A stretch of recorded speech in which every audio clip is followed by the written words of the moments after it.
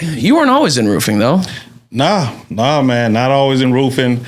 A lot of people don't know that I was a professional football player, right? So, played with Washington Commanders. Back then they were the Redskins, and then 10 years in Canada. I did 10 years in Canada. Got 2 Grey Cup rings, Nova Scotia Defensive Player of the Year, and about 4 or 5 All-Stars, man. Bang. Boom. Yeah. So I wasn't always in roofing, man, but I was always a professional. I can't imagine how much fun that was. Had to be a really good time. Oh man, it was awesome. Started at 8 years old, and here's the journey, right? I started at 8. I was the runt. I was the littlest kid. I was, I was fast, but I was little. Yeah. And I played for a team called the Jayhawks, and they had Pony. They had the Pony squad, and then they had the JV squad, and then they had the varsity squad. I had to play 3 years on JV before they moved me to varsity because I was just too little. Everybody played 1 year or 2 years and went to varsity. I had to play 3 years straight, man. And then I went to high school, and it was like, look, you too little, you're going to get hurt. And the first week I broke my arm, right? I was actually that little guy. So I tell people, man, I was never always this size. I stayed in this one size shoe for 3 years, and I just didn't grow. And then come 10th grade, 9th grade summer, going into the 10th, a whole different man came to school. I left the school ranked the 3rd best athlete to ever enter Southfield High. That's amazing. In history. Yeah.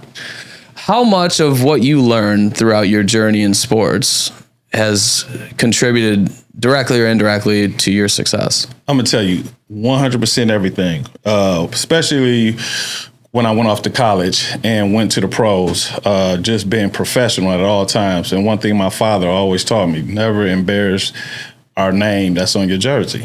And that's our last name, Floyd. Do not embarrass our last name.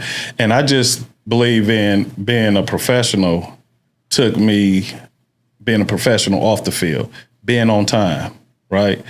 Do you know how many jobs I got because the homeowner looked outside and they seen me out there 15 minutes early parked in front of their house? And then when I come to the door at 10 o'clock on the dot and ring the doorbell, I've been watching you, that's one good thing. What they say, that's a bonus that you was on time. Now I got their full attention. Right. We didn't start off negative, me 30 minutes late. Right. And from there, it pretty much makes the sale easier at that point. And that's just being a professional.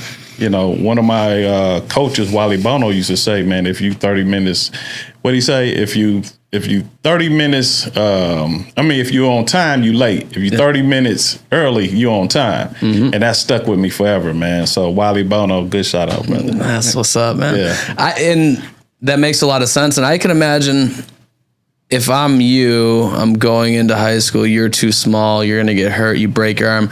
I would imagine that would put a pretty big chip on your shoulder and fucking motivate you pretty well Yeah, brother. And then a big growth spurt doesn't hurt over the summer. Yeah, all my life I was told what I couldn't do. Uh-huh. All my life I was told, Otis, you can't do that. Otis, you can't do that. Otis, you won't do this.